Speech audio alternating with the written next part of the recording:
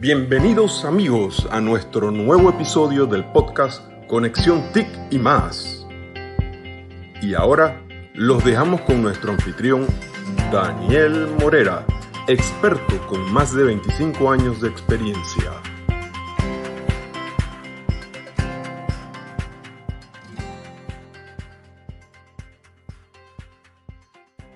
Hola y bienvenidos a este primer episodio del podcast Conexiones TIC y más. Y hoy hablando sobre los proyectos de fibra óptica donde siempre hay sorpresas. Pero antes de entrar en tema, les comparto brevemente el porqué de un podcast. Tengo pasión por comunicarme. A eso le sumamos casi 3 décadas de intensa experiencia en proyectos y docencia. Y finalmente concluimos que los humanos estamos regresando a nuestras reuniones tribales alrededor del fuego, ahora virtual, para transmitir historias y conocimiento. Y con estos componentes la receta está completa. Y esa motivación determina la estructura de estas conversaciones. Las iniciaremos siempre con una historia vivida por mí o los invitados que tendremos. Y en la segunda parte hablaremos de los aspectos éticos, económicos y profesionales que podemos sacar de estas vivencias. Hoy les contaré de mi primer proyecto de fibra óptica hace unos 25 años, un poco más o un poco menos. En esa época vivía en la ciudad de Miami, Estados Unidos, y salió un proyecto en Cumaná, oriente de Venezuela, en la Universidad de Oriente.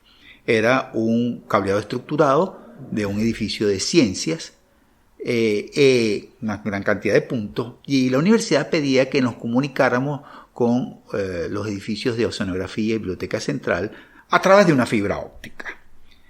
Recuerdo claramente que la escuela de matemáticas dijo que porque ellos no estaban involucrados en ese proyecto de fibra óptica. Para mala suerte de ellos, esas dependencias se encontraban a menos de los 180 metros, que era el límite de las redes coaxial Ethernet en aquella época. Pasaron un cable entre unos árboles, conectaron los concentradores que se usaban en aquel momento y funcionó para mala suerte de esta dependencia, porque sabemos que esos provisionales generalmente se alargan por mucho tiempo en nuestros países.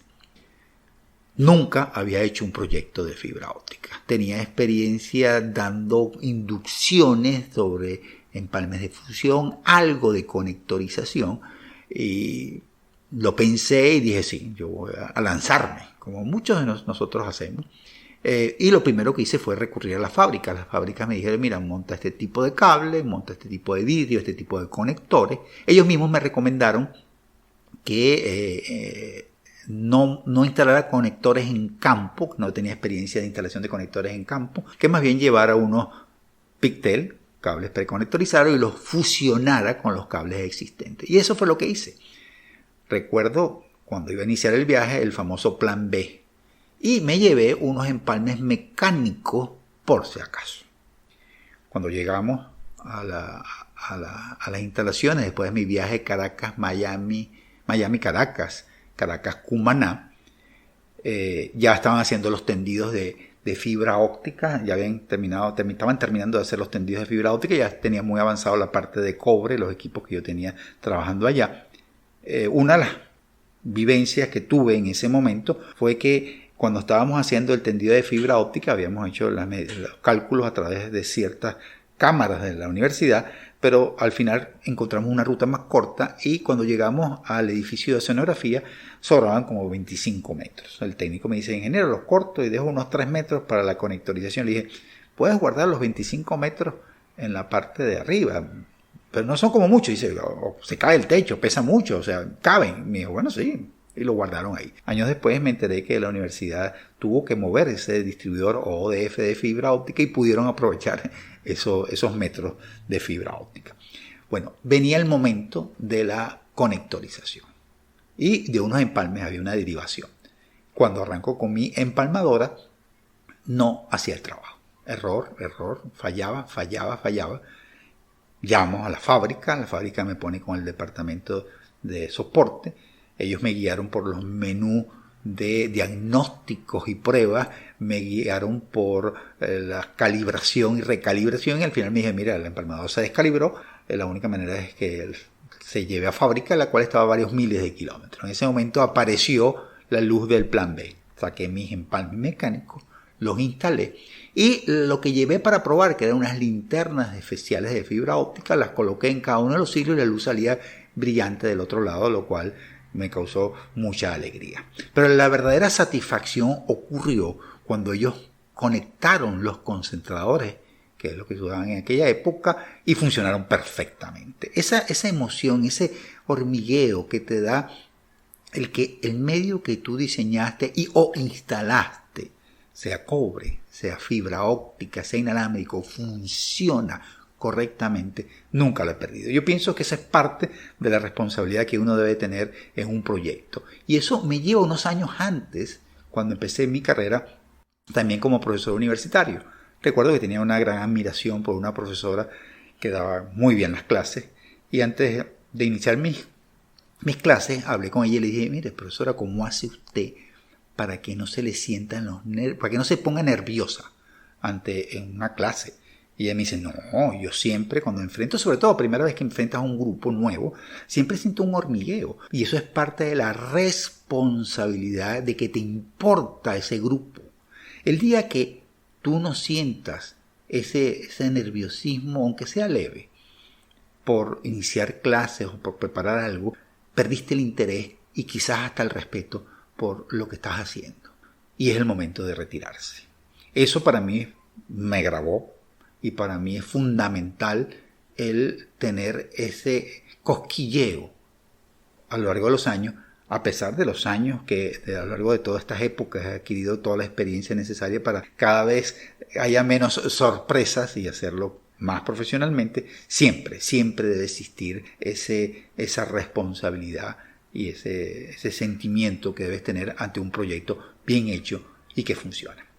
Ahora vamos a escuchar los comentarios que nos tiene nuestro patrocinador Certitel, Centro de Certificaciones y Telecomunicaciones en la Ciudad de Saber, en Panamá. Y al volver hablaremos de qué podemos sacar de estas vivencias.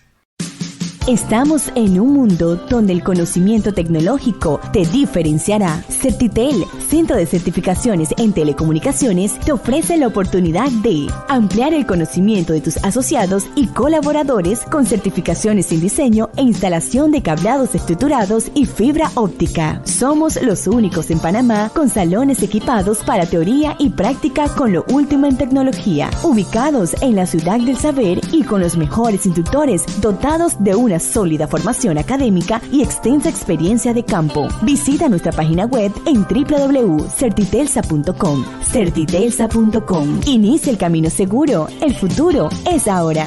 Certitel, Centro de Certificaciones en Telecomunicaciones. De nuevo conectados. Veamos qué podemos extraer de esta historia. La primera pregunta, ¿debemos arriesgarnos? Definitivamente sí, pero de ninguna manera sin tener nada entre manos. En este caso yo poseía experiencia de laboratorio sobre empalmes de fusión, empalmes mecánicos y conectorización. Contaba con el apoyo de varios fabricantes, un razonable respaldo financiero para enfrentar los inconvenientes, que siempre los habrá, sobre todo si no existe un proyecto, de lo cual hablaremos en breve. Conclusión, hay que lanzarse al agua, pero no sin saber nadar y con algún tipo de salvamento. ¿Cuál es el límite entre esperar media vida para estar bien preparado y cuándo somos unos temerarios o peor aún, unos piratas? Aunque los extremos son claros, no es fácil definir los límites. Mis consejos generales al enfrentar tu primer proyecto de fibra óptica o pasar de unos tendidos dentro de edificios a una distribución de mediana o gran envergadura en una ciudad son: primero, capacitaciones. Es difícil encontrar las que aporten, las hay bastante mediocres e inservibles. Un dato, las buenas hay que pagarlas, pero no gastes una fortuna en ellos. Referencias, recomendaciones, investiga que llegarás. Respaldo financiero sería el segundo consejo. Es un error grave pensar que el dinero aparecerá en el trayecto. Si no tienes, busca quien lo tenga y negocia la participación de los beneficios. Y el tercero, contacto con fabricantes y o distribuidores importantes. Puede sorprenderte cómo los departamentos de servicio y soporte al cliente algunas veces te ayudan de verdad, pero sin olvidar que ellos lo que quieren es vender lo que tienen en la bodega. De nuevo volvemos a la importancia de las capacitaciones. Si ya tomaste estos 3 consejos, vamos a lanzarnos al agua. Arrancamos con los detalles del diseño, entre lo que está la escogencia adecuada de los materiales y pruebas. Yo me apoyé en los fabricantes. Fueron correctas, pero no son las mejores. Lamentablemente en Latinoamérica no existe, salvo honrosas excepciones, el concepto de proyecto. Nos enfrentamos casi de forma unánime al cliente que te pide sus recomendaciones, las cuales debes dar de forma muy vaga, pues probablemente este potencial cliente las usará para seguir pidiendo cotizaciones. Es increíble cómo no hay ni partidas ni presupuestos para efectuar proyectos. O sea, la idea es tratar de conseguirlos preguntando. En podcast próximos hablaremos de la escogencia de tipos de cable, tipos de vidrios, número de hilos, conectores, distribuidores y, fundamental, las pruebas. El formato de los podcasts no permite hacer conversaciones demasiado técnicas, pero tiene que haber sustancia. Un aspecto aprendido de este proyecto es la importancia de contar con un plan B. El tenerlo me salvó. Imaginen los costos y retrasos de realizar otro viaje. Podemos agregar que tener cable de reserva es un ejemplo de un buen respaldo, y aquí les agrego una corta anécdota. Hace unos años vendí a un reconocido contratista internacional 4 kilómetros de fibra óptica para instalarlo en un complejo petrolero de despacho. Pidieron claramente en la orden de compra que el cable viniera cortado en 4 tramos de diferentes longitudes.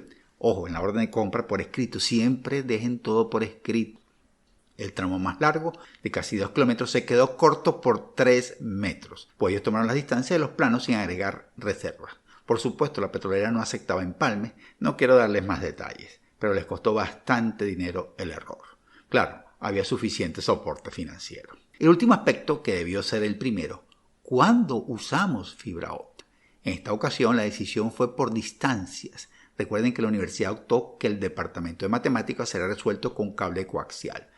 Pero perfectamente podía haber hecho cascadas con coaxiales y cables UTP entre edificios adyacentes hasta llegar a los destinos requeridos a un costo sensiblemente inferior. La escogencia realmente se basó en imagen institucional. El uso de fibra óptica hoy en día se basa en combinación de distancias. Podemos llegar a más de 100 kilómetros entre equipos si escogemos los cables y convertidores de medio adecuados. Volúmenes de información que podemos transmitir terabits en un solo hilo. Son técnicas que hablaremos en próximos podcasts. Inmunidad a la interferencia electromagnética. Podemos adosarnos los cables de alta tensión, amarrarnos a las antenas y pasar entre enormes motores. Y resistencia a la corrosión, que es el gran enemigo de los cableados en embarcaciones, puertos y fábricas con contaminación oxidante. En redes LAN, la mayoría de los backbone dentro de los edificios no enfrentan estos retos y se instala fibra óptica generalmente por imagen institucional, lo cual no está mal si se está consciente de este hecho. Los peros de la fibra, ¿cuáles son? El primero, el costo con respecto a los otros medios. Sin embargo, estos costos han venido bajando de forma pronunciada. Sin embargo, hay fabricantes y comercializadoras que tratan de mantener artificialmente los precios altos. Hay que investigar e informarse. El segundo, sí es más complicado. La fibra óptica no permite alimentar dispositivos terminales como cámaras, controles de acceso, sensores, teléfonos a través del medio, como por ejemplo lo hace PoE, Power over Ethernet. La fibra óptica siempre finaliza en un convertidor de medio que requiere llevar la alimentación a través de un cable de cobre. Créanme, la fibra es el medio de comunicación más poderoso con el que contamos. No hay duda con respecto a eso. No siempre es la solución y hay que estar abierto y analizar las opciones. Para finalizar, quisiera transmitirle que uno de los objetivos fundamentales de estos podcasts es ir aclarando cuándo la fibra óptica es la selección adecuada, considerando aspectos técnicos, de imagen, crecimiento y el gran villano omnipresente en todos nuestros países, la parte económica. Adicionalmente, si no escogemos los cables, vidrios, topología, conectores, distribuidores y pruebas adecuadas, nuestro proyecto hará agua y podrá terminar naufragando. Al final es un tema ético profesional por encima de la moda o de las ansias mercantilistas, que será recurrente en todos estos podcasts. Les confieso que a mí el tiempo se me ha ido volando. Espero que a ustedes también. Los espero en el próximo episodio. Les habló Daniel Morera. Que la fibra los acompañe.